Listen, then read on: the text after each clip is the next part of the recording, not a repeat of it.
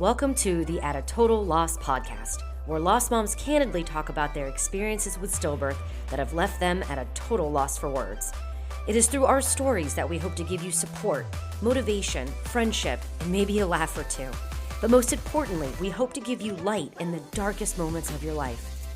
I'm Catherine, a lost mom to my beautiful son Brody, who was born still at 36 weeks on January 18th, 2022. While trying to survive the sadness and find answers as to why he died, I found this community of incredible women willing to share their journey, experiences, and sometimes margaritas so that I didn't feel alone. They helped me survive, and I hope we can do the same for you. So grab some wine and some tissues as we navigate this awful world of stillbirths that has left us all at a total loss.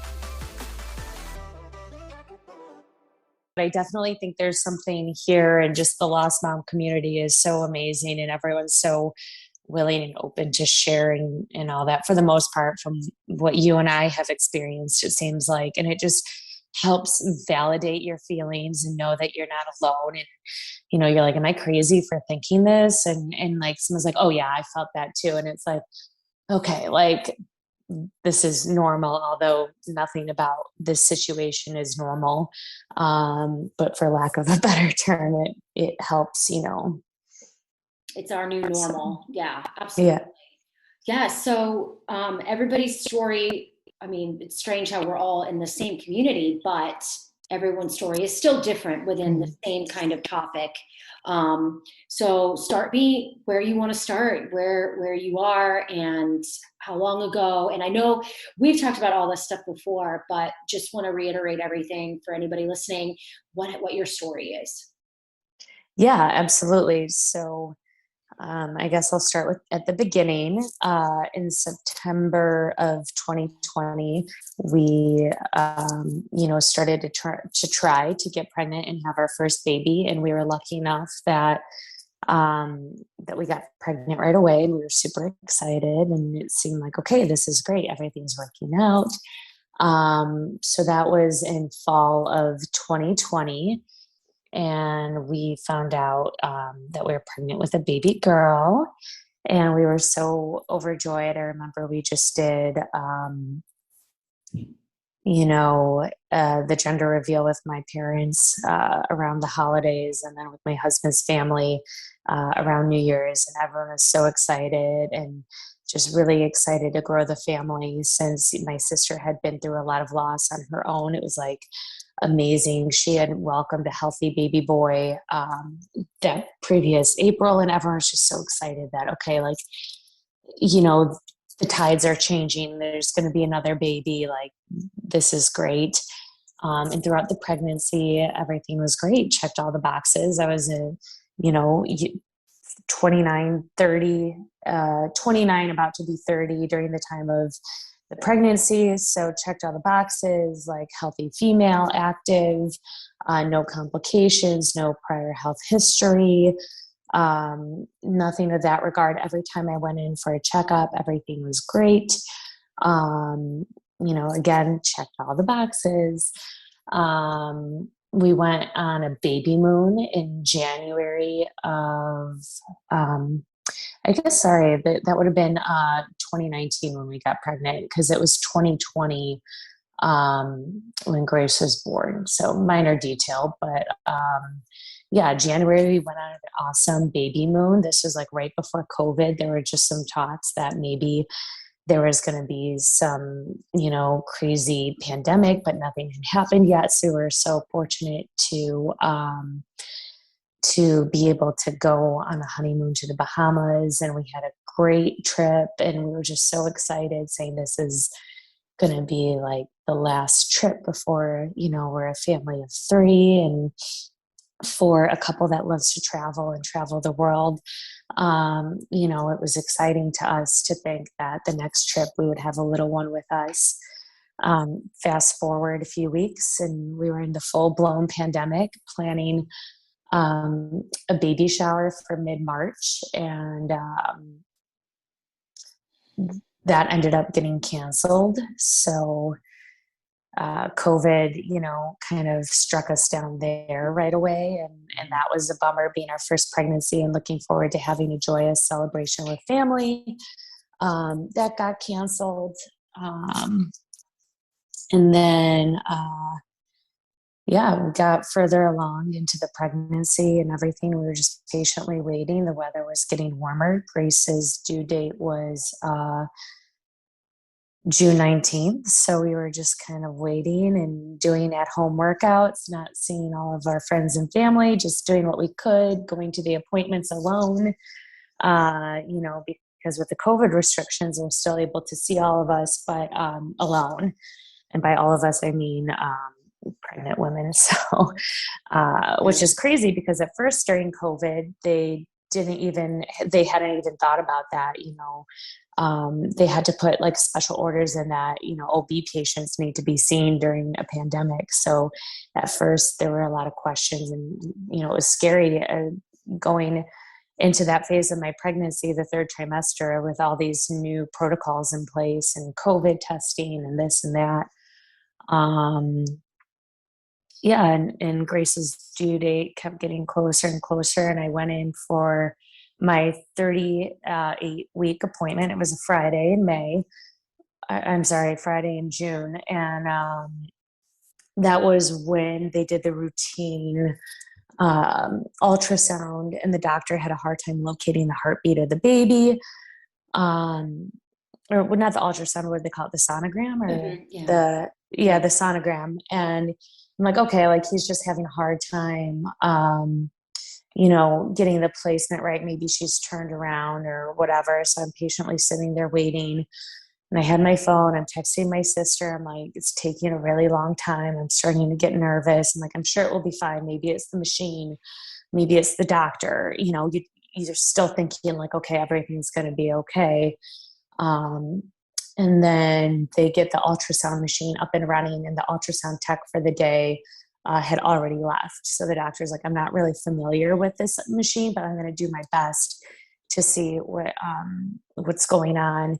And so we did that. There really wasn't much to see on the ultrasound, and they sent me to the hospital, which was just down the street, which is where I learned the worst news, that Grace had passed away. Mm-hmm. There was no heartbeat. Obviously, that's everyone's like, it's the worst feeling in the world. Just talking. Yeah. I know. It doesn't matter how long it's been, or I know it still is by far the absolute worst moment of all of our lives. And they call it the trapdoor feeling, where it just feels like the floor falls out and you spiral. So walk me through quickly. They decided to induce you. They were like, did you even have any concept of what would even happen next? I mean, that's what I'm hearing from all of us, was like, wait, I have to do what now? I think it was all just such a blur for me, because not only did I receive the worst news in the entire world, but my husband was in a different state at the time. I didn't even know, I was thinking a million different things, like, now what? My husband's not here. Like, who's going to be here with me? Is he going to be able to get back? Like, what do I even tell him? Like, how do I get him on the phone?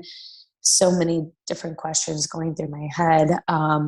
But they had told me that likely they wanted to keep me there because they thought that I was going to go into labor naturally within a few hours. And I was like, I need to go home. Like, I need to be home, be with my family, be with my loved ones, process what's happening, and I'll come back. And they're like, okay, like, if you don't go into labor naturally, then we'll schedule to have you induced when Charles was able to get home, whenever that would be, like, the next day or two. And I'll never forget, like, my parents, like, they all knew. I told my sister that I was on my way to the hospital, so they were on their way, just to be there for whatever the news would be. Yeah. God, it's just like, yeah, it's absolutely horrible too. Yeah. keep talking I'll about never it and forget. reliving it. Yeah. Yeah, but it's anybody who has been through this, there's no need to explain. It's the Yeah. absolute worst thing in the entire world. I mean, I went to therapy to I did ART for that specific moment. I did Yeah. accelerated resolution therapy, which I want to get into at another time, but Yeah. because of that specific moment, I was unable to function. I couldn't get it out of my head. Still to this day, I'm the same. And how do you, I mean, I'm sure it's not very often that you tell the story, is it? Do you have to relive No, it often? Yeah. not often, but sometimes I think like, if only people like understood, like lost mamas like us, like understand it so intimately. I mean, that it's our reality. And I just think like so many people just don't get it. They don't understand. They have no idea. It's unbelievable. And we're And they trying to just have no idea. Or really like open this comparing it conversation. to like a miscarriage or something like that. Or a lot of times people don't realize like I birthed a child, Mhm. like a full-term child, a beautiful, beautiful baby, and had to leave that child behind, It's downplayed so much. I think people don't know that you're exactly right. We had to give birth. We Yeah. planned for a life with this baby. It wasn't our Yeah. choice. It wasn't our decision. And then to walk out without it. And it's a weird position to be in because you're one of the strongest ones I've ever met. And you have helped me significantly through this. I'm 4.5 months out from losing Brody, and you have been there since like 2 weeks. So you're so And here I am like bawling my eyes out. but I've and like talked that's to so many people about this. It doesn't, like we said the other day, it doesn't get easier. It it just doesn't. gets different, And I'm telling you that because it's okay to get upset. And I want Yeah. people to understand that we have our really strong moments, but it is still something that will bring us to our knees, no matter how strong we are, Yeah. how much we move on. I'm doing air quotes, because it's not moving on. It's a reality that we did not sign up for. And Right. whenever it seems like we can't go on, I think reaching out to each other has been helpful. How have you, in the beginning, Mm-hmm. after losing Grace, walk me through how you became as strong as you became. What was Oh my your gosh. weeks to follow? What was your process? Walk me through that.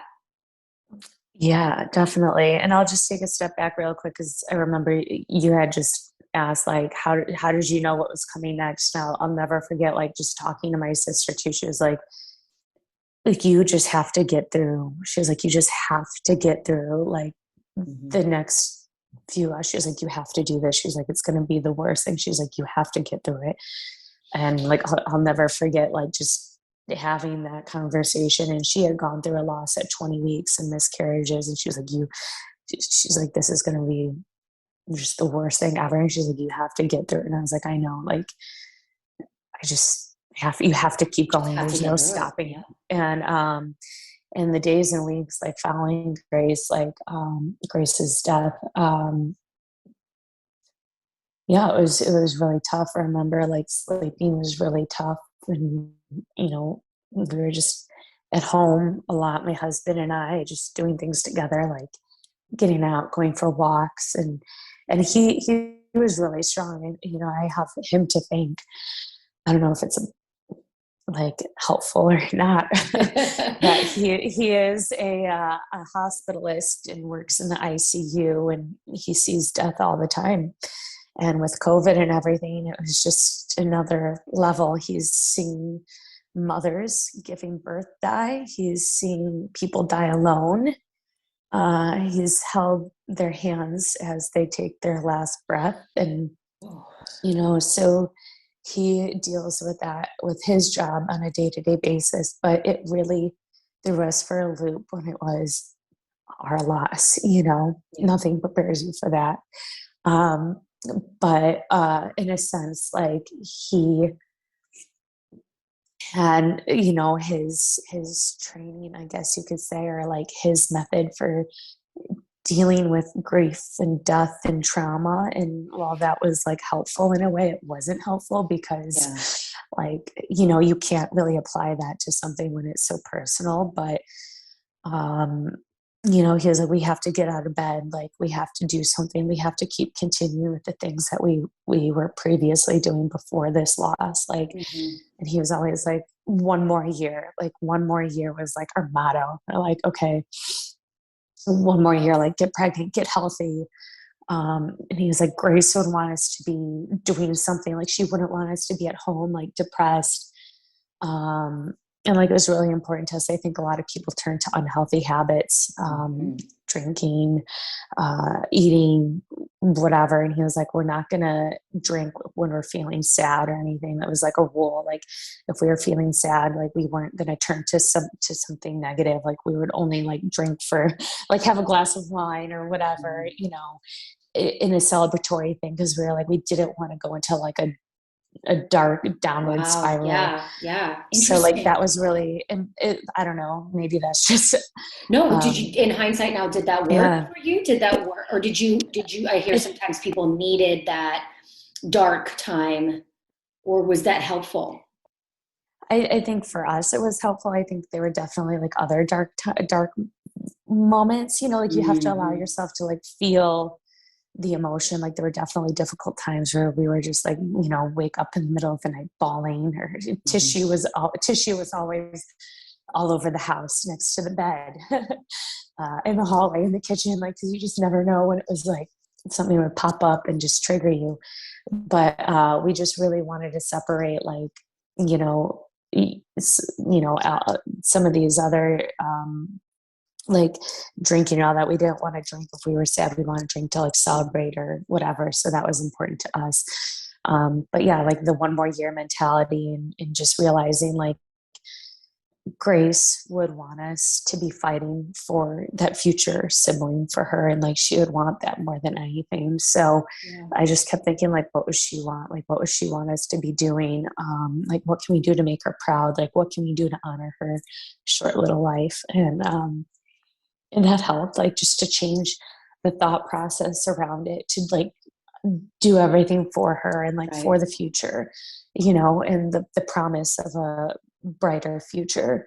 And I think it's hard to see that really in the first few weeks, but like, starting to think about that and all that is so you can just build yourself up, in a sense, to get on track for that. Like, you have to, at least I feel that, you need to allow yourself to grieve, and be sad and be emotional, and all the things that come with that.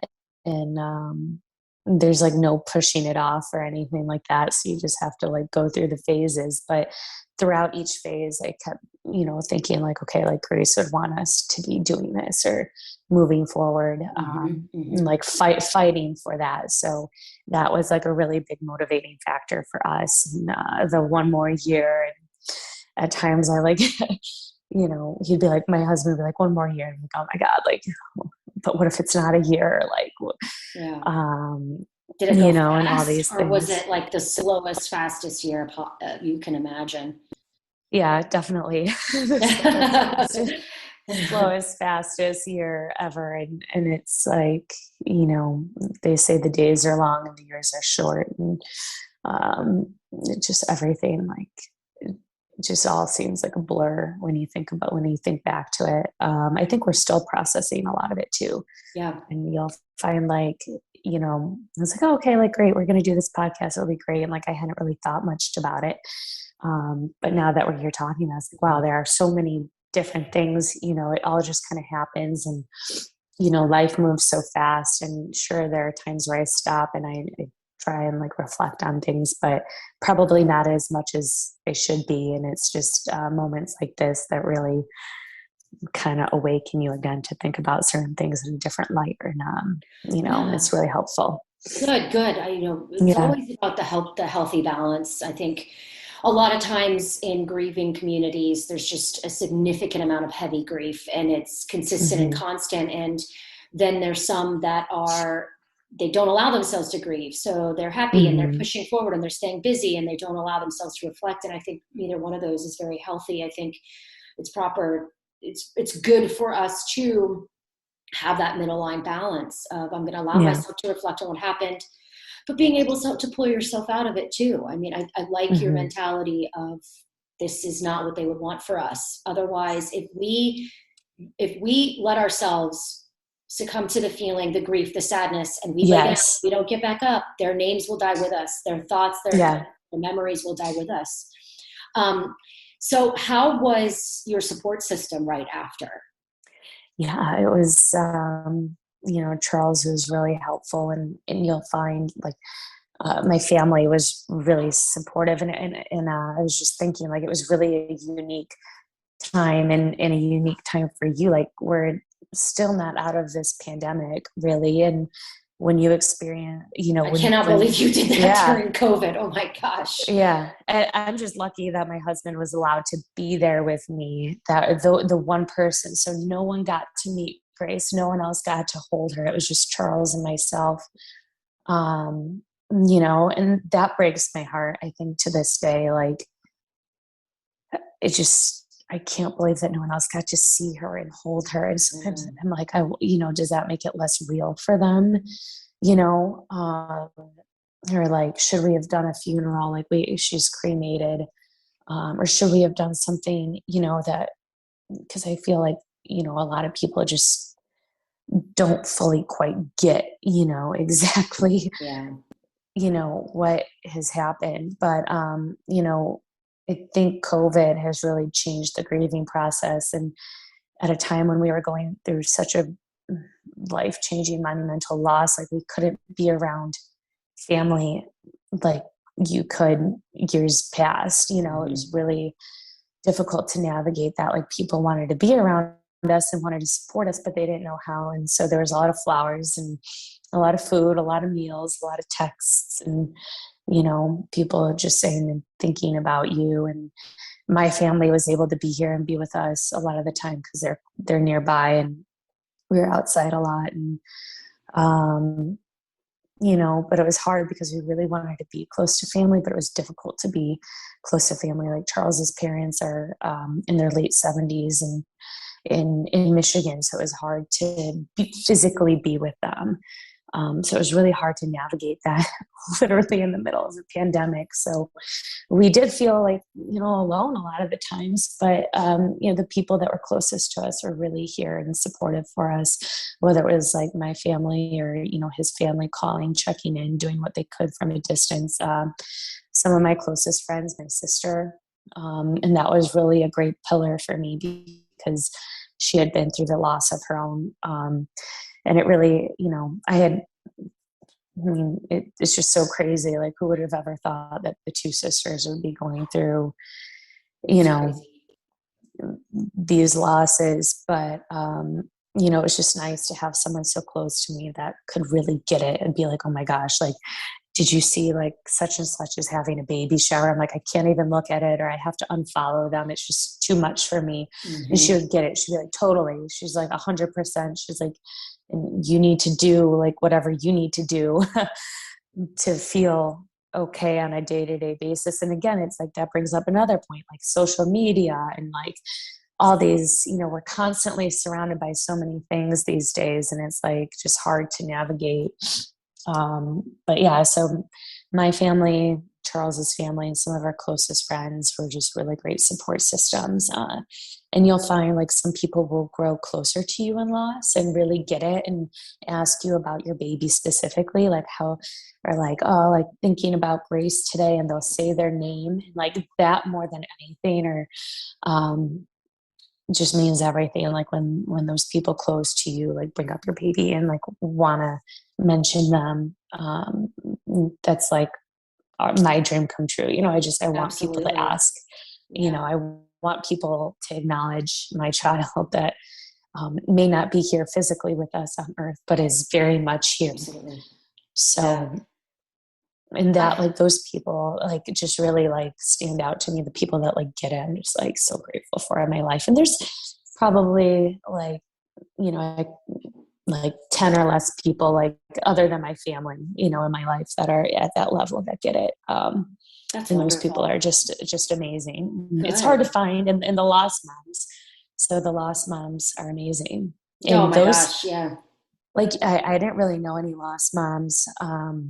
well, obviously, I didn't know any lost moms until I Isn't that wild? joined the club. Yeah. And, other than my sister. And, but now that I've found some other lost moms, it's like amazing. Like the lost moms are just a special breed of human. And They really are. it's just unbelievable. And, just so strong and amazing. And yeah, just a go-to. Did you connect with them right after losing Grace?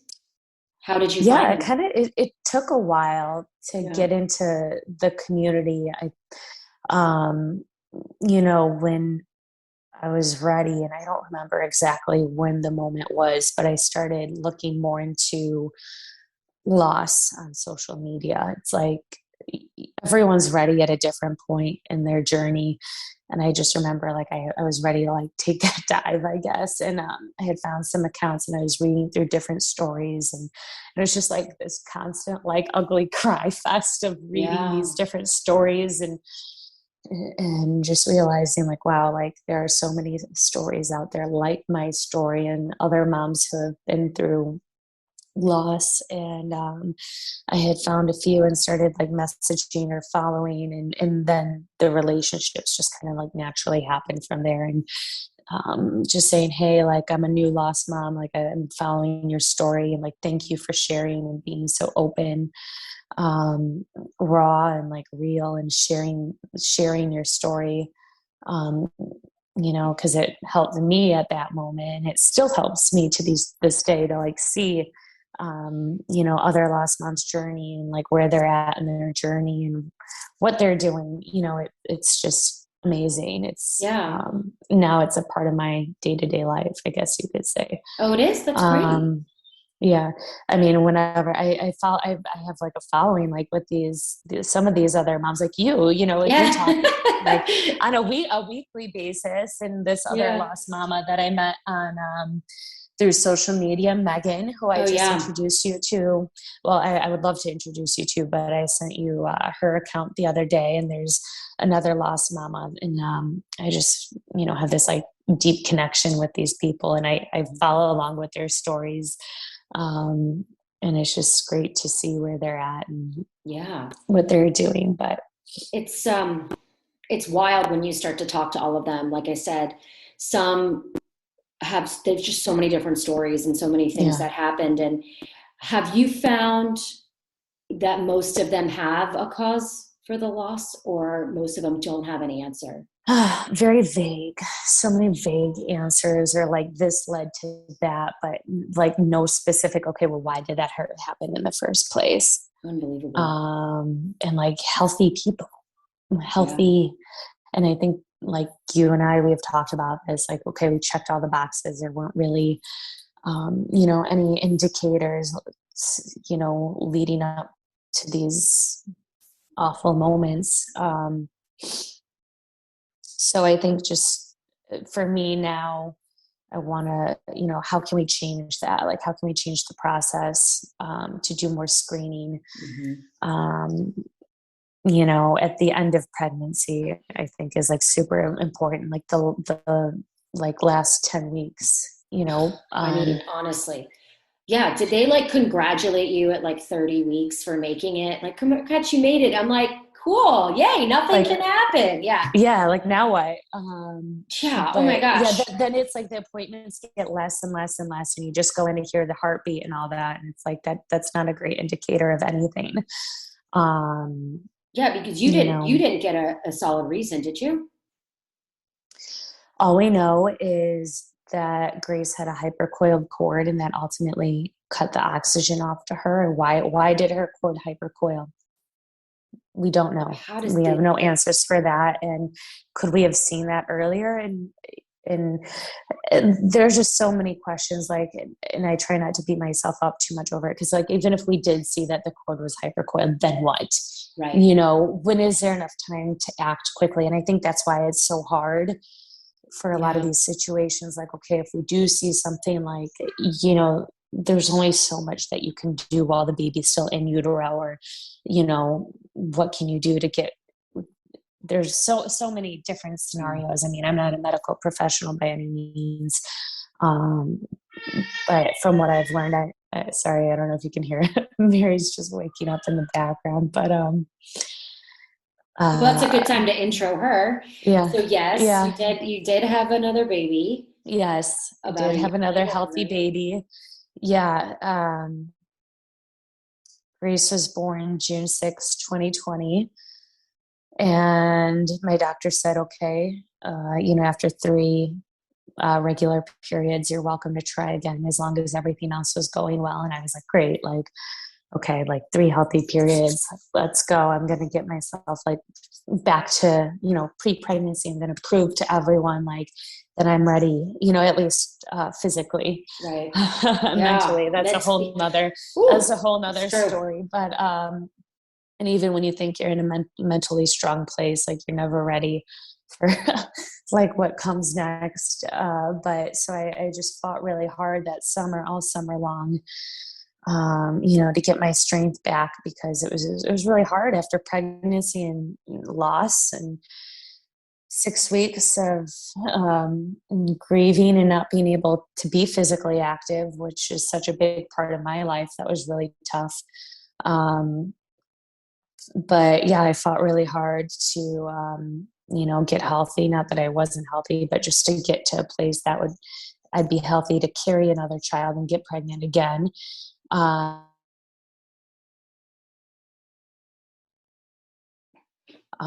Pretty soon after, I think that in July, which I know a lot of lost moms don't get their period right away. And they're like, okay, like, is it going to come back? Like, why isn't it here yet?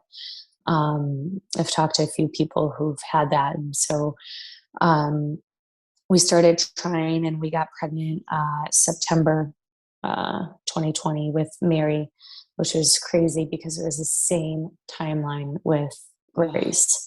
Wow. And that was just like a whole nother like totally crazy thing to process. And then Mary ended up having the same exact due date as Grace, June 19th. Gosh. Yeah. So it's just like, okay, like, I'm like, okay, is this a good sign? Is this Grace, shining down on us? And is this the universe, like, being like, okay, like, it's going to be okay this time again? Or is this a good thing? Is it a bad thing? Like, I don't know. You think so many different things when you're in that position.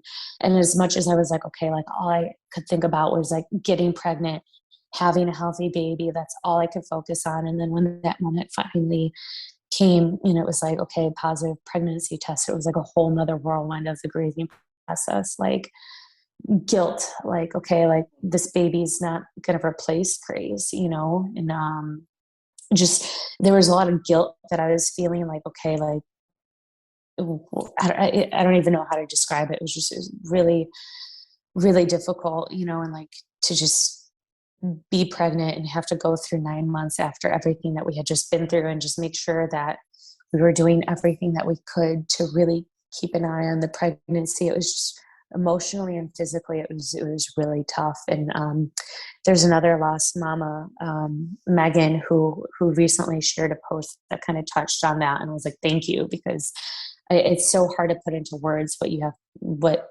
goes on in the 9 months of a pregnancy following loss like that.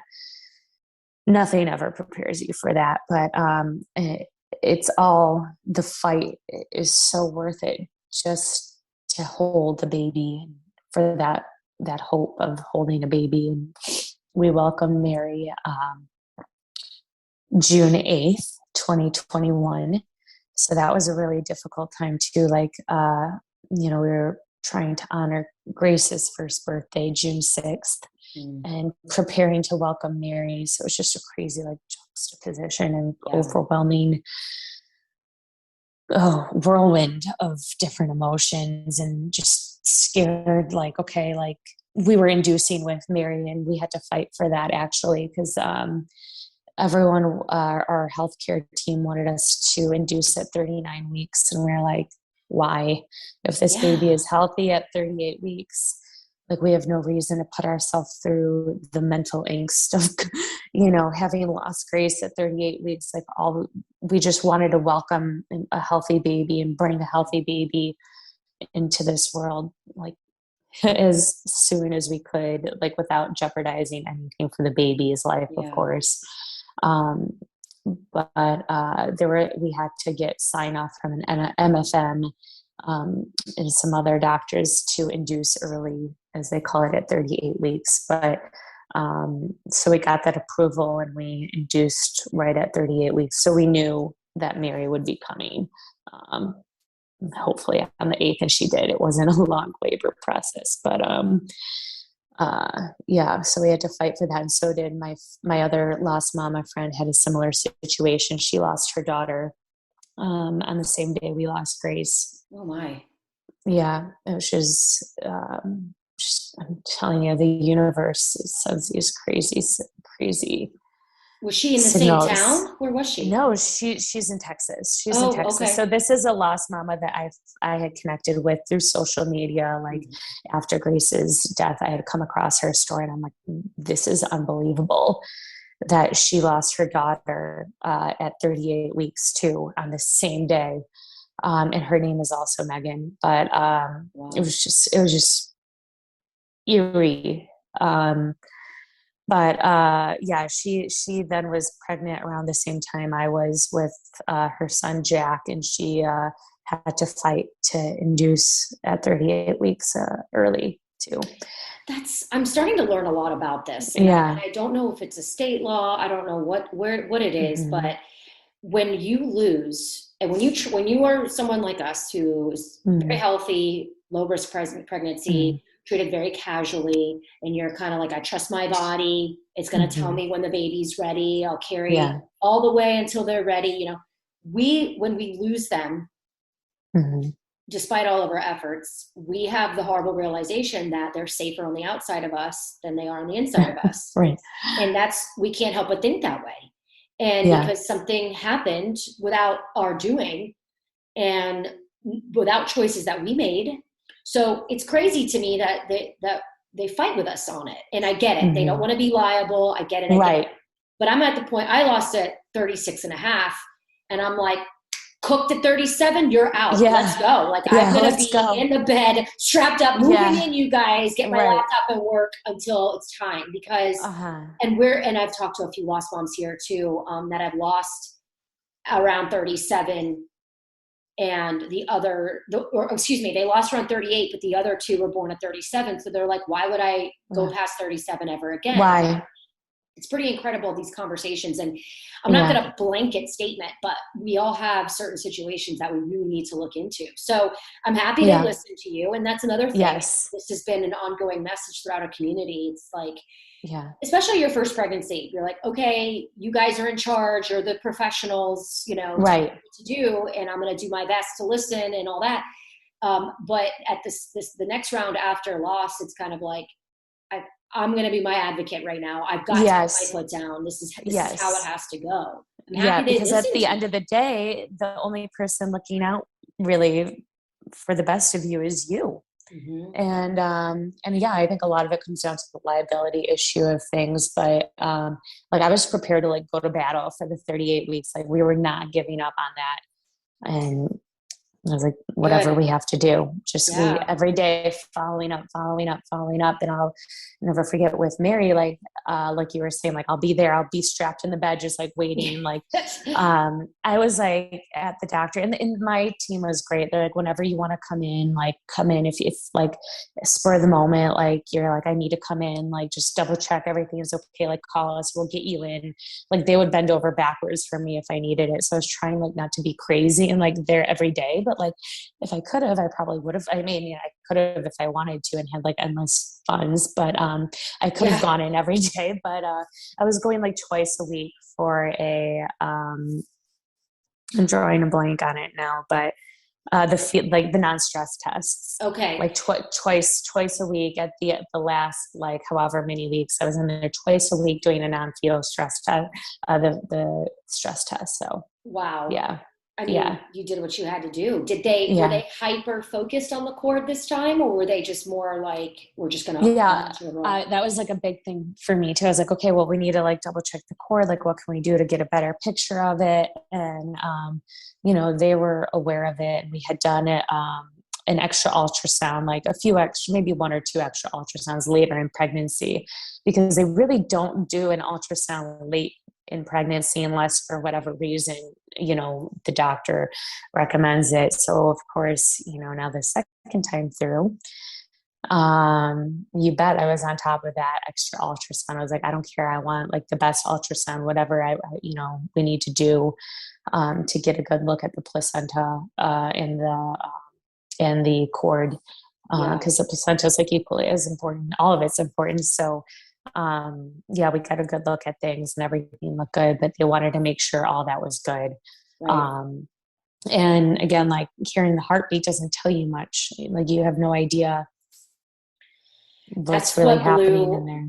That blew my mind. That blew my mind when Mm-hmm. I went in and they were like, let's just do it was 36 weeks. And they're like, let's just check on him real quick in there. Your belly's physically measuring small. They did like the tape measure and they're like, let's listen. Yeah. And his heartbeat was right around where it always had been, but they were only listening for like a few seconds. And apparently babies' heartbeats go up and down throughout the day and they don't consistently stay anywhere, which I didn't know that. So they would have had to monitor and it would have had to stay either like really, really, really low for a long time or really high for a long time in order to even gauge any sort of distress.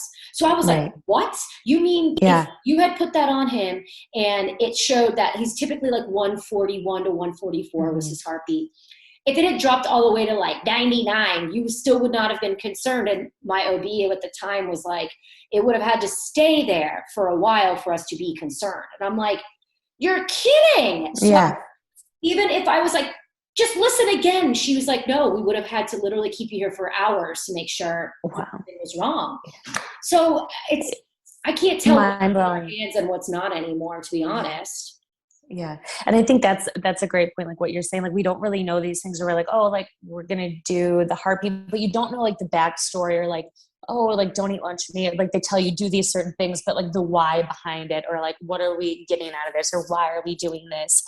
And I think that's so important. Like now I ask all the questions, every question I ask. Like that's a great, important detail to know. Mothers, that's the thing. They always were like, hey, do you have any questions? And I was like, what am I supposed to be asking? Like, should I? Yeah. Should I? No, I don't. Like the kicks, I was an adamant kick counter. I knew exactly how to make him kick. What they didn't tell me was that if he did 100 kicks in the hour and now he's down to like 20 kicks, because they're always like, make sure it's at least 10. And if you don't feel 10, so I was like, oh, cool. Like he did 20 kicks. We're good. They were like, well, that's an indication because they're dropping from what he typically does. I'm like, no one said that. Yeah. No one told me that. Oh my God. And like the more you research, I mean, I'm still driving myself kind of crazy. Yes. Find out information. But the more you find out, the more you're like, they did not do their job if it was informing me of what I should be looking for in cases of maybe distress. And that's where I was basically so confused because you're right. It was always like, don't eat the sushi, don't drink, don't smoke, moderate exercise. Shoot, girl, I was not even trying to I was an avid worker-outer. I'm a fitness professional. Yeah. And they were like, don't get your heart rate up. So mine was coasting at 120 the entire time. And then I find out that that doesn't matter either. So I'm still, the jury's out on what causes issues. So I want to talk about your pregnancy, and you are a healthy person and you you're really into fitness. Yeah. So what was your workout during your first one, and did it change for Mary? Yeah, it definitely changed. My fitness, I mean, I did everything by the book, like everything that I read. I had downloaded this great like physical therapy guide that specializes in workouts for pregnant women with Grace. I had gotten that. It was like a great, like I knew I really educated myself, like going into it. I was like, okay, I'm not going to do anything. Like I do CrossFit. I've done Orange Theory. I was like, I'm not going to do like any of the stuff that they don't recommend. So they're like, don't raise your heartbeat. You should be able to carry a conversation Mm-hmm. throughout the workout. And I knew like, okay, I like barbell movements and all that. Like up to a certain point during the pregnancy, I was doing barbell movements, but any time, like once the pregnancy got later on, I stopped and I was only doing dumbbell stuff. I wasn't pushing the weight. I realized and I respected that, okay, like my workouts are going to be different now. The goal is different. I'm not like trying to like lose weight right now or gain muscle. I'm just trying to be healthy. That was my goal. I just wanted to stay active, and like keep some strength, you know, if possible for, you know, once the baby was there. But I really researched a lot of what I should be doing, different motions. Like I was like really doing a good job. So I thought like monitoring that stuff. Like I've seen pregnant women doing barbell snatches like full term. And I'm Wow. like, what are you doing? Like one, that's not even great for like the barbell path, but hello, your baby's in there. Like one wrong move, you know, Oh my and gosh. one wrong move, that's all it takes. But I really think I tried to pay a lot of attention during the first pregnancy to what I was doing, and be smart and do movements that would like strengthen different areas. Like that would be important for delivery. And like Right. once the baby was here, I was doing a lot of research. And then when I got pregnant with Mary, I didn't, I wasn't as strong as I was the first pregnancy. That's just kind of what happens. But one of the things you give up when you become a mom, but that doesn't mean it doesn't come back. It does all come back with time. And with Mary, I was just like very extra careful with things. Like, and like, I just, it was a lot different. And a lot of the people at the gym that I go to like knew my story. And it was like harder. Like once I got further along in the pregnancy, people were like, oh, like, when are you expecting? And you're like, oh my gosh, like you're pregnant again. And I was like, so it was like hard for me to like go. So that was like another aspect of it too. I'm like, okay, like I need to go somewhere else where I'm not going to have all the questions all the time. Like I just want to get like be active, like get my little workout in.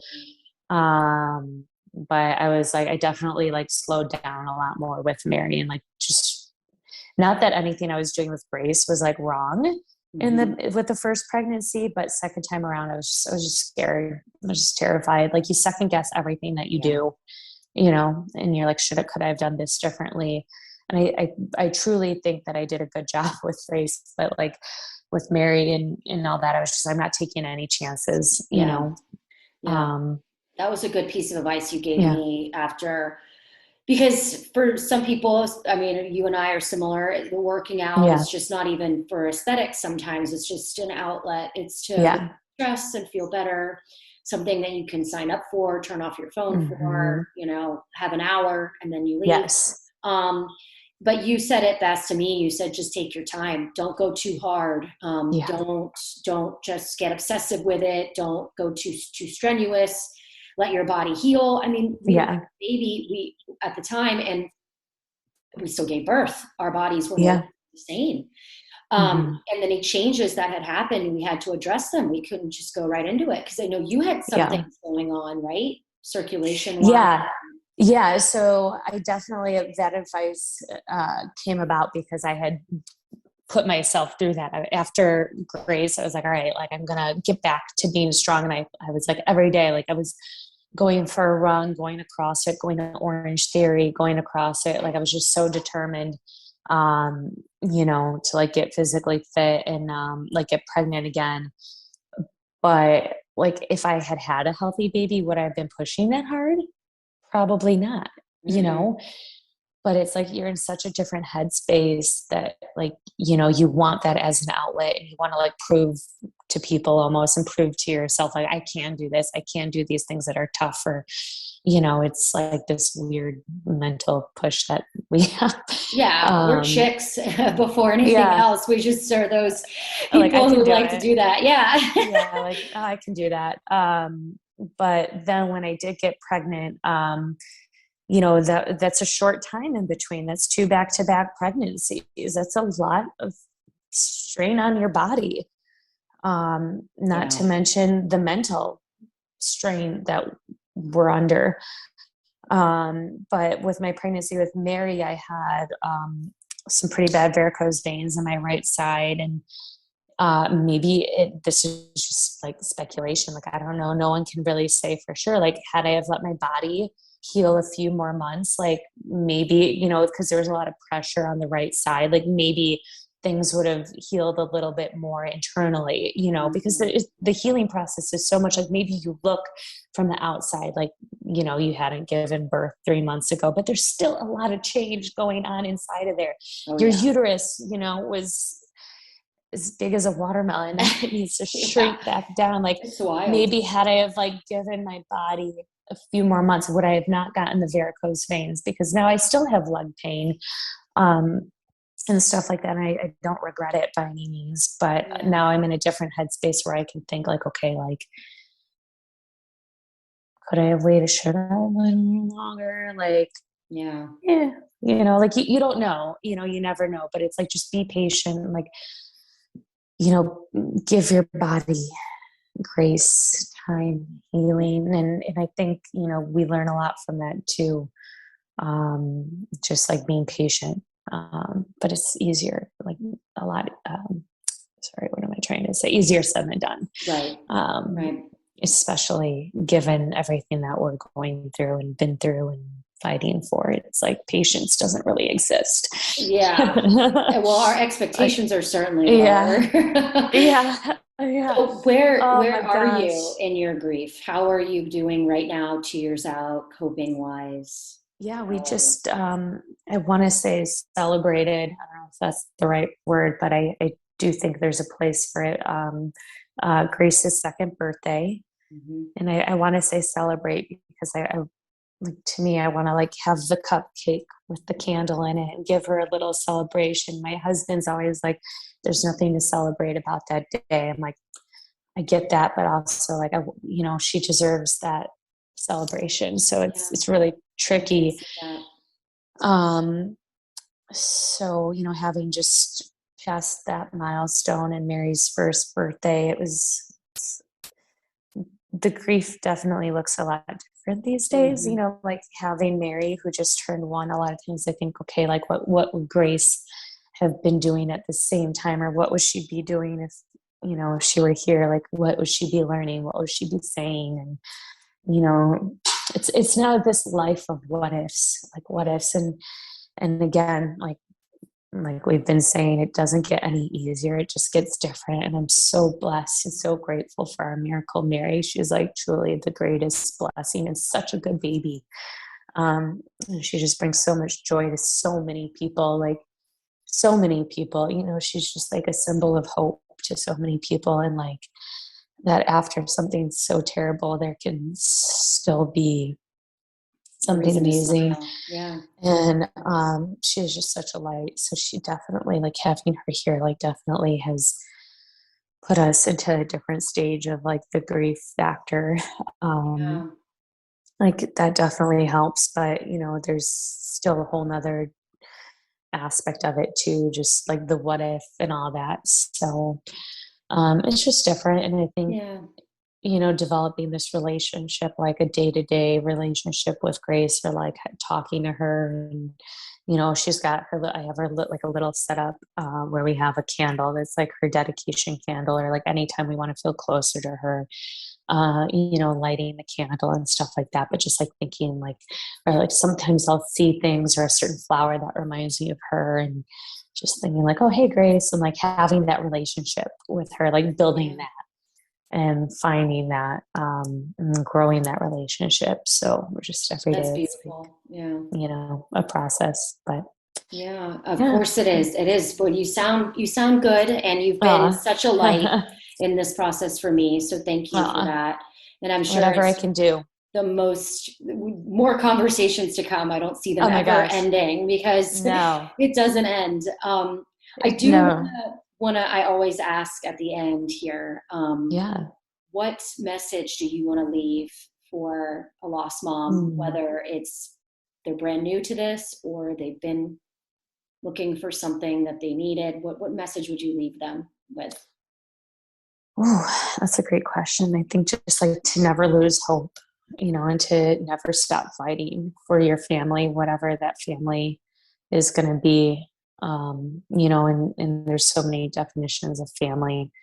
uh, you know, just never lose hope and keep fighting to honor your baby, and never lose sight of that. Like, just keep fighting for that, and to honor them. And I think that really will help, um, in the future of things. I think that is just such a powerful thought process and mindset. So yeah, beautiful. That will keep you going. So Absolutely.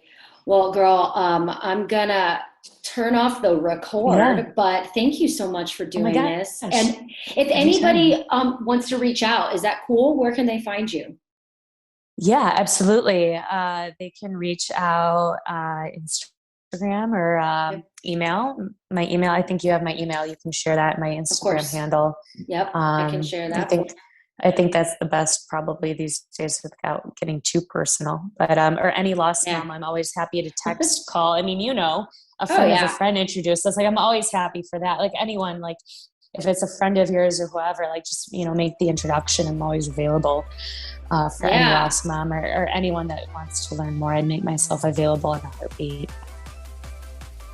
That's all for this episode of the At a Total Loss podcast. If you'd like to help other lost moms benefit from our stories, please share, rate, and comment wherever you are listening. Thank you for being the strong mama that you are. And remember, when things have you at a total loss, we're here to help you find the light in the darkness. Take care, lost moms.